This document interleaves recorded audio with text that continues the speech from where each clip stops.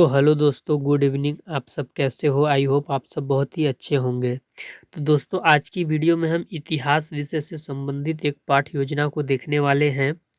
और आज का जो हमारा प्रकरण है वो है मौर्य शासन व्यवस्था।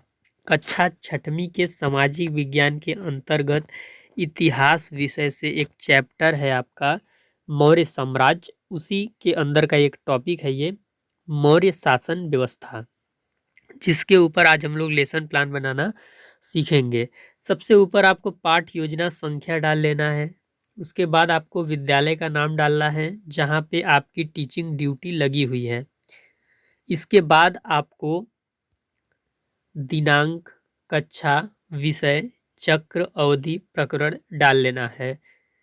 प्रकरण में आपको लिखना है मौर्य शासन व्यवस्था। इसके बाद अगर आपके महाविद्यालय में सामान्य उद्देश्य लिखवाया जाता होगा तो सामान्य उद्देश्य लिख लीजिएगा। यहाँ पर हम लोग विशिष्ट उद्देश्य लिखे हैं तो विशिष्ट उद्देश्य को देखेंगे। पहला हो जाएगा, विद्यार्थी मौर्य शासन व्यवस्था के बारे में जानकारी प्राप्त कर सकेंगे। विद्यार्थी मौर्य शासन व्यवस्था की रूपरेखा को समझ सकेंगे। विद्यार्थी आज के शासन व्यवस्था से मौर्य शासन व्यवस्था की तुलना कर सकेंगे। विद्यार्थी मौर्य शासन व्यवस्था से संबंधित उदाहरण दे सकेंगे। इसके बाद आपको हेडिंग डालना है सहायक सामग्री का, और इसके अंदर आपको लिखना है चाक, डस्टर, लपेट श्यामपट्ट आदि। इसके बाद आपको हेडिंग डालना है पूर्व ज्ञान का। पूर्व ज्ञान में आपको लिखना है विद्यार्थी मौर्य साम्राज्य से संबंधित सामान्य जानकारी रखते होंगे। मुझे थोड़ी सर्दी हुई है तो आवाज़ में आप लोगों को प्रॉब्लम आ सकती है, तो उसको थोड़ा एडजस्ट कीजिएगा। फिर उसके बाद आपको हेडिंग डालना है प्रस्तावना प्रश्न का। इसमें आपको 3 कॉलम बना लेने हैं, क्रमांक संख्या, छात्राध्यापक क्रिया, विद्यार्थी अनुक्रिया। फिर आपको पहला क्वेश्चन पूछना है, नंद वंश के शासक धननंद को किसने पराजित किया था? बच्चे उत्तर देंगे चंद्रगुप्त मौर्य। दूसरा क्वेश्चन आपको पूछना है, चंद्रगुप्त मौर्य किस साम्राज्य के शासक थे? बच्चे उत्तर देंगे मौर्य साम्राज्य। तीसरा क्वेश्चन आपको पूछना है, मौर्य साम्राज्य में जिस प्रकार की शासन व्यवस्था का उल्लेख मिलता है उसे कैसी शासन व्यवस्था कहेंगे? तो बच्चे उत्तर देंगे मौर्य शासन व्यवस्था। इसके बाद आपको उद्देश्य कथन लिखना है। इसमें गलती से उद्देश्य कथन लिखना छूट गया है, याद नहीं आया होगा, तो आप उद्देश्य कथन लिख लीजिएगा, मैं बता दे रहा हूँ। आप हेडिंग डालिएगा उद्देश्य कथन। उद्देश्य कथन आप हेडिंग डालिएगा और उसमें लिखिएगा आज हम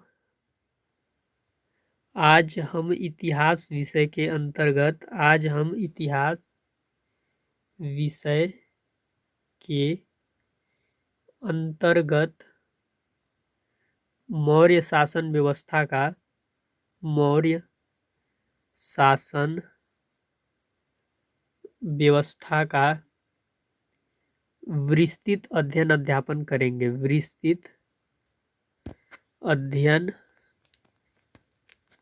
अध्यापन विस्तृत अध्ययन अध्यापन करेंगे। ये चीज़ आप उद्देश्य कथन में लिख लीजिएगा।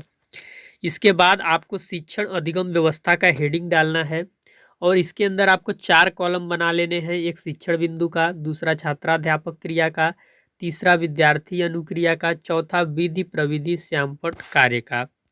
इसके बाद आपको जो पहला शिक्षण बिंदु लेना है वो है आपका क्षेत्र विभाजन, जिम्मेदार व्यक्ति और कर्तव्य।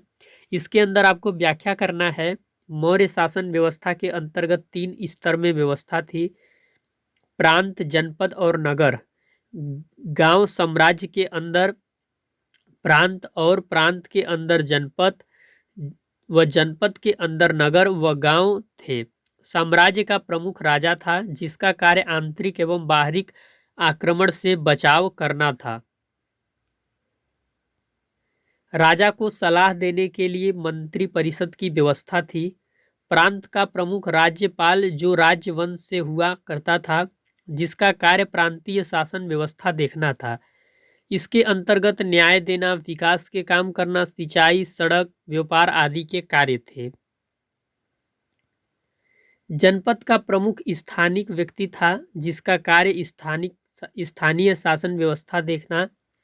नगर 6 परिषद में विभाजित थे, प्रत्येक के परिषद में 5 आयुक्त थे। गांव का प्रमुख ग्रामीण गांव का मुखिया था जिसका कार्य गांव की समस्या को ग्रामीण द्वारा ग्राम सभा की सहायता से हल किया जाता था।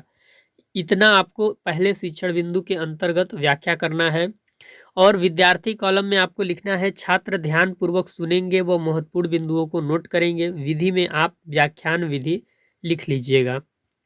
इसके बाद एक शिक्षण बिंदु पढ़ा लेने के बाद बोधात्मक प्रश्न पूछना होता है। यहाँ पर हमने 2 बोधात्मक प्रश्न पूछा है, यदि आप चाहें तो 3 से 4 पूछ सकते हैं।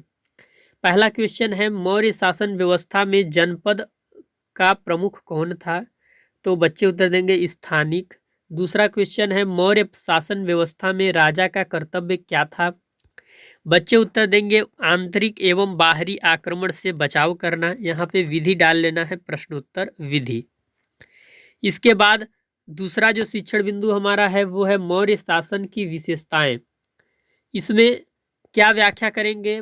इस समय नौकरशाही व्यवस्था थी, वेतन राजकोष से दिया जाता था, प्रांत से लेकर गांव तक की वस्तु स्थिति को राजा समय समय पर दौरा करके स्वयं भी देखता था। गुप्तचर पूरे साम्राज्य की सूचना राजा को देते थे। बाहरी आक्रमण व आंतरिक विद्रोह को दबाने के लिए थल, पैदल, हाथी, घोड़े व जल सेना राजा के पास थी। इतनी बड़ी व्यवस्था चलाने के लिए धन की आवश्यकता थी, जिसके लिए राजा की नीति खजाने को हमेशा भरा रखने की थी। इस समय राजस्व व्यवस्था बहुत अच्छी थी। कृषि कर, सिंचाई कर, व्यवसायी संगठनों पर बिक्री कर आय के मुख्य स्रोत थे। इन करों को बड़ी सावधानी से इकट्ठा किया जाता था। इन करों का लेखा जोखा रखा जाता था। राज्य में आने वाले जंगलों एवं खानों पर राजा का स्वामित्व होता था। राज्य अपनी सेना के लिए हथियारों का निर्माण करता था। यहाँ राजा हो जाएगा, राजा अपनी सेना के लिए हथियारों का निर्माण करता था। इस शिक्षण बिंदु के अंदर आप विद्यार्थी कॉलम में लिखेंगे विद्यार्थी ध्यान पूर्वक सुनेंगे और विधि में व्याख्यान विधि डाल लेंगे।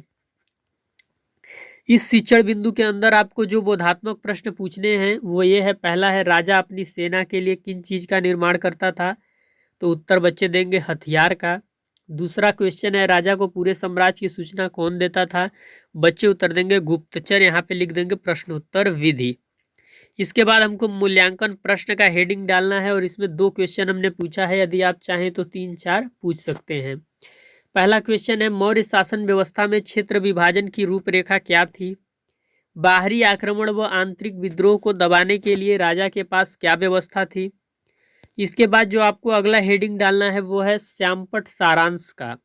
इसमें पहला जो चीज है वो आपको जो मूल्यांकन प्रश्न हमने 2 अभी पूछे थे उसी का आंसर हम इसमें लिख देंगे।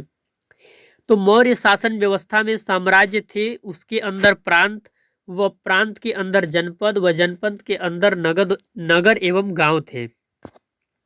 बाहरी आक्रमण एवं आंतरिक विद्रोह को दबाने के लिए थल, पैदल, हाथी, घोड़े एवं जल सेना राजा के पास थी। मुझे बोलने में दिक्कत इसलिए आ रही है क्योंकि मुझे सर्दी बहुत ज़्यादा हो गया है और इसी वजह से मैं सही से बोल नहीं पा रहा हूँ। ठीक, तो आप लोग थोड़ा एडजस्ट कीजिएगा। फिर लास्ट में आपको गृह कार्य का हेडिंग डालना है और इसमें लिखना है मौर्य शासन व्यवस्था में क्षेत्र विभाजन व उनके लिए जिम्मेदार व्यक्ति व उनके कर्तव्य कॉपी में लिखकर लाना है। इतना चीज के साथ आपका इस प्रकरण पर लेसन प्लान समाप्त हो जाता है। यदि आप इसकी PDF चाहते हैं तो आपको कुछ नहीं करना है, वीडियो के डिस्क्रिप्शन में आपको टेलीग्राम चैनल का लिंक मिलेगा, तो आप टेलीग्राम चैनल को ज्वाइन कर लीजिएगा, वहाँ पे आपको ये PDF मिल जाएगी। यदि किसी कारणवश आपको ये PDF वहाँ पे नहीं मिल पाती है तो इस वीडियो के ही डिस्क्रिप्शन में आपको व्हाट्सएप ग्रुप का लिंक मिल जाएगा, तो व्हाट्सएप ग्रुप को ज्वाइन कर डायरेक्टली आप मेरे पास पर्सनल मैसेज करके इस PDF को मांग सकते हैं, मैं आपको दे दूंगा। चैनल पे नए होंगे तो चैनल को आप ज़रूर सब्सक्राइब कर लीजिएगा क्योंकि इस चैनल पर B.Ed से संबंधित काफ़ी हेल्पफुल वीडियो आपको देखने को मिलती रहेंगी। वहीं यदि हम बात करें दोस्तों कि यदि आप B.Ed के 3rd सेमेस्टर में हैं, कौन से सेमेस्टर में? B.Ed के 3rd सेमेस्टर में हैं और आपने हिंदी पेडागोजी सब्जेक्ट ले रखा है, हिंदी पेडागोजी आपने सब्जेक्ट यदि ले रखा है तो आपको इस चैनल के प्लेलिस्ट में जाइएगा। हिंदी पेडागोजी के अंदर जो 4 यूनिट हैं आपके, उस पे और कैसे लेसन प्लान बनाना है गद्य पद्य व्याकरण का, उससे रिलेटेड इस चैनल पर 25 वीडियो अपलोड हैं, जिसमें बहुत ही अच्छे तरीके से बताया गया है, समझाया गया है। तो प्लेलिस्ट में जाइएगा और हिंदी पेडागोजी से संबंधित वीडियो को देख लीजिएगा। यदि आपको वो वीडियो खोजने से नहीं मिलता है तो कमेंट कीजिएगा, उसका लिंक हम आपको दे देंगे। तो चैनल को सब्सक्राइब कीजिएगा, फिर हम आपको अगले दिन मिलते हैं नए प्रकरण पर लेसन प्लान लेके। तब तक के लिए स्वस्थ रहिए, मस्त रहिए और अपना ख्याल रखिए, क्योंकि ठंडी बहुत ज़्यादा है। सर्दी जैसे मुझे बहुत ज़्यादा हो गई है, आपको भी हो सकती है।